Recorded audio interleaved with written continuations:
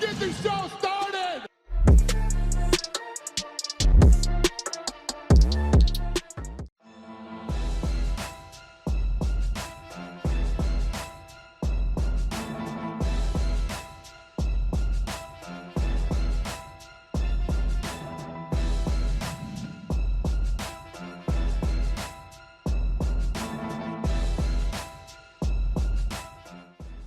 Jon Jones took to social media on Saturday to announce that he is set to grapple Jake Hager of professional wrestling and Bellator MMA fame. Speaking on the Chael Sonnen show, the American gangster shared his thoughts on the matchup and surprisingly praised Jones for being a professional business partner. Here's the clip. So a rumor comes out over the weekend, started by Jon Jones, that he's going to grapple Jake Hager. I quickly contacted Jake Hager, and Jake said, well, I have been asked about it, and I most certainly would do it, but I never knew how official the offer was. I said, Jake, can I take this to the world? You know, I'm like, over here at ESPN, can I bring this out? He said, yeah. He said, build the match. I'll show up for the match. But he just said that it wasn't official. Jon Jones then went and deleted it. And even though Jon and I don't get along, I will share with you on a personal note, it's very pleasurable to do business with. We've had it out to Submission Underground. I even tried to line up a match during the times of Jon Jones versus Tito Ortiz, and a different match, Jon Jones versus Rampage Jackson. Jon got back to me within about 5 minutes. And Jon has sent me every text you could possibly imagine, including the middle finger emoji, but he did accept those matches. He is looking to compete. He loves grappling. He's fantastic at it, in all fairness. If he got in there with Jake Hager, you know, don't forget Jake Hager was 4th in the NCAA for the Oklahoma Sooners. It would be a real match. Recently, Jones also put out a tweet saying he had completed 2 months of sobriety after his battery domestic assault incident in Las Vegas. Sonnen took a shot at the former champ for those claims. He tweeted this: "Hey dum dum, it's supposed to be 60 days sober in a row, not 60 days sober since you've been old enough to drink. Savvy?" However, at the time that Jones put out the tweet, it had only been 58 days since his arrest.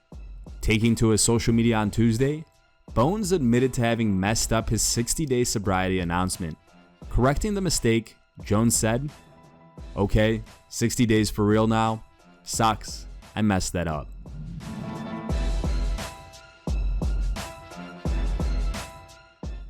UFC 268 was headlined by a highly anticipated grudge match between welterweight champion Kamaru Usman and Colby Covington. Usman came out victorious yet again via unanimous decision and is up 2-0 in this rivalry. According to the Sports Business Journal, UFC 268 sold 700,000 pay-per-view buys in the United States. Those numbers are from ESPN Plus's buys only and do not reflect buys from other countries like Canada, Australia, the UK, and many others. UFC 268 is the 4th highest selling pay-per-view of the year, behind UFC 257, which had 1.6 million buys, UFC 264, 1.5 million, and UFC 261, 750,000, of which Usman also headlined when he scored a brutal knockout victory over Jorge Masvidal.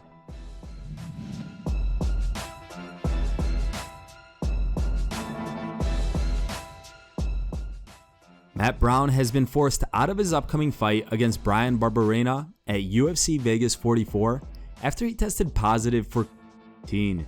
The UFC veteran revealed the news on his social media. According to Brown, he's recovered well after contracting the virus, but obviously he'll be unable to compete on December 4th. He wrote this on his Twitter: "Shitty day today. I tested positive for COVID, so my fight next weekend is off. I was sick as fuck over the weekend, but feel better for the most part now. Lost smell today. Did a jog outside today and lungs burned some. I thought maybe it was just the cold air, but maybe I'm still sick. I'll get over it quickly and go from there."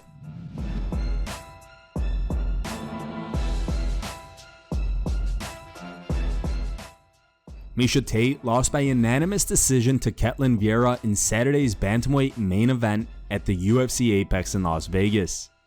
It was the first loss for the former UFC bantamweight champion since she decided to make a comeback earlier this year following her retirement in 2016.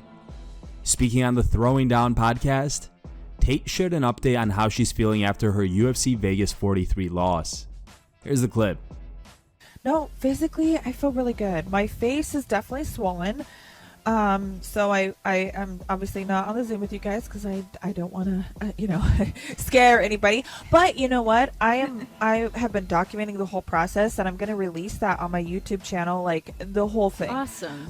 So I got a few stitches. It's kind of cool because it's actually the first cut of my career. I've never been cut before, so this is like kind of cool in a morbid way. I'm kind of like, I got my first cut. This is cool. So we're just documenting it, and I've got the swelling, I've got the black eye, and otherwise I'm great. Like, my body is not hurt at all in any other way. I'm proud of the kicks and the overall disbursement in the body that I was able to land. That's just not usually, again, it's not something that I do. I'm not known for kicking. I'm not known for striking. So I just think we just got to look at that and be like, look, we did some things we've never done before. Okay, maybe we weren't perfect at it, but that is how you evolve. You have to be willing to go out there and test yourself and not just play into your A game. If you just play into your A game at all times, eventually you're going to run into somebody where you need a solid B game. And, to evolve those things, you've got to be able to push yourself, and you've got to be willing to take those risks. And that's what I did. And it didn't pay off with a victory, but in my mind, I still learned a tremendous amount. I had fun. I don't have any regrets.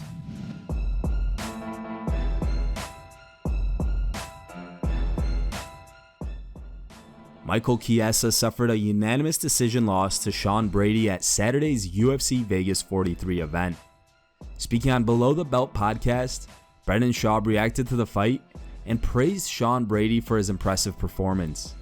Here's the clip. The fight I was looking most forward to by far was Sean Brady versus Michael Chiesa. Sean Brady is a savage. Sean Brady is similar to Hamzat, but he doesn't have the same hype behind him. But he's undefeated. He's just this monster nobody wants to fight, so that's why he fought him. And he learned the hard way. It's Michael Chiesa is known for his grappling, and this Sean Brady, this Philly badass dude. But he's a Henzo guy, and he just controlled Michael Chiesa. Chiesa had a sprint late in the third where he rocked him a little bit, and Sean Brady was tired. I'm sure any of the other welterweights watching would see some holes in Sean Brady's striking, maybe a little bit, if that's your takeaway there as the fight goes on. But Sean Brady's a bad man with you. I think he took him down 5 times. He's a beast. Refused to call anybody out, even though DC tried. He'd start off with eye poke after eye poke, so there's like a 9-minute delay, and like, come on, let's get to it. And it just wasn't a fun fight. Sean Brady did his job, tough night in the office, got the win, which is what he wanted to do.